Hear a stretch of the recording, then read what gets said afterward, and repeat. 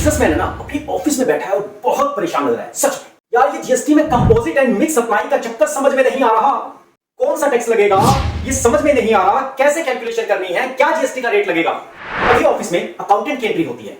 Sir परेशान मत होइए, सेक्शन 8 में लिखा है mix supply and composite supply के बारे में। मैं आपको बड़े ही आसान तरीके से बताऊंगा और आपके सारे डाउट्स क्लियर हो जाएंगे। अकाउंटेंट कहता है सर, जब दो या दो से ज्यादा चीजें एक साथ बेची जाती हैं, उसमें ना एक मेन सप्लाई होती है, इसे कंपोजिट सप्लाई कहा जाता है। बिजनेसमैन कहता है यार समझ नहीं आया, जरा एग्जांपल से समझाओ, कहना क्या चाहते हो। अकाउंटेंट कहता है कि सर आप होटल का बिजनेस करते हैं, ठीक है, अपने कस्टमर को रूम सर्विस के साथ साथ ब्रेकफास्ट भी दे रहे हैं। इन दोनों सर्विसेज में जो रूम सर्विस है वो आपकी मेन सप्लाई है और जो ब्रेकफास्ट है वो उसका एक हिस्सा है, क्योंकि कस्टमर जब भी आता है वो आपसे रूम मांगता है, ब्रेकफास्ट नहीं। वो कहता है एक रूम चाहिए, आप जो ब्रेकफास्ट है वो तो उसके साथ फ्री में दे रहे हैं। तो ये जो सप्लाई है ये कंपोजिट सप्लाई है। इसके अंदर जो जीएसटी का रेट लगेगा वो मेन सप्लाई के हिसाब से लगेगा, मतलब रूम सर्विस के ऊपर भी आपका रूम सर्विस का जीएसटी रेट लगेगा और साथ में जो ब्रेकफास्ट दे रहे हैं उसके ऊपर भी मेन सर्विस का ही जीएसटी रेट लगेगा। दोनों को अलग अलग जीएसटी रेट से डिफाइन नहीं किया जाएगा कि भाई ब्रेकफास्ट पे अलग जीएसटी रेट और रूम सर्विस पर अलग जीएसटी रेट। जो मेन सप्लाई है, जो कस्टमर डायरेक्ट वो मांगने के लिए आया है और साथ में आपने एक सर्विस फ्री दी है, तो ऐसी कंपोजिट सप्लाई में जो मेन सप्लाई है उसी का जीएसटी रेट उस फ्री सप्लाई के ऊपर अप्लाई होगा। अब मैं आपको बताता हूं कि मिक्स सप्लाई को कैसे आइडेंटिफाई किया जाएगा, मिक्स सप्लाई की पहचान कैसे होगी, किसको मिक्स सप्लाई कहा जाएगा।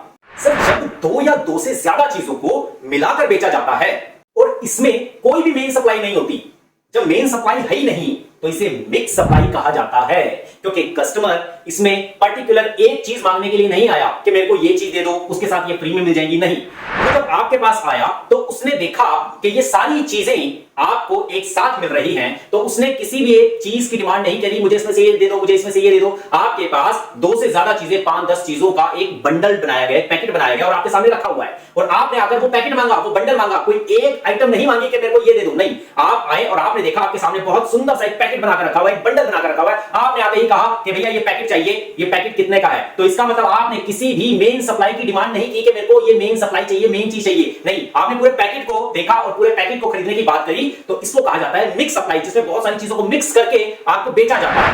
फॉर एग्जांपल, जब आप किसी ऐसी शॉप पर गए जहां पर कोल्ड ड्रिंक भी मिलती है, जहां पर कन्फेक्शनरी का सामान मिलता है, वहां पर बिस्किट होते हैं, चॉकलेट होती है, बहुत सारी चीजें होती हैं, चिप्स, कुरकुरे, इस तरह की बहुत सारी चीजें हैं। तो जब वहां जाते हैं, वहां पर एक पैकेट डेकोरेट करके सजाकर अच्छे से रखा हुआ है, उसके अंदर चिप्स, कोल्ड ड्रिंक, चॉकलेट और टॉफीज और उसके अंदर बहुत सारी चीजें, नमकीन भी है, उस सब चीजों का एक बंडल, एक पैकेट बनाकर सजाकर रखा हुआ है। तो उसके अंदर जो सबसे हाई रेट की मतलब कि गुड्स होगी, जो सामान होगा जिसके ऊपर सबसे ज्यादा रेट लग रखा होगा, उसी रेट को पूरे पैकेट पर लगाया जाएगा। मतलब अगर कोई 5% की आइटम है, कोई 18% की आइटम है, कोई फ्री वाली मतलब 0 रेट की आइटम है, 0 रेट की आइटम है, उनमें से जो सबसे ज्यादा रेट की आइटम होगी पूरे पैकेट पर उसी आइटम का जीएसटी रेट एप्लीकेबल होगा।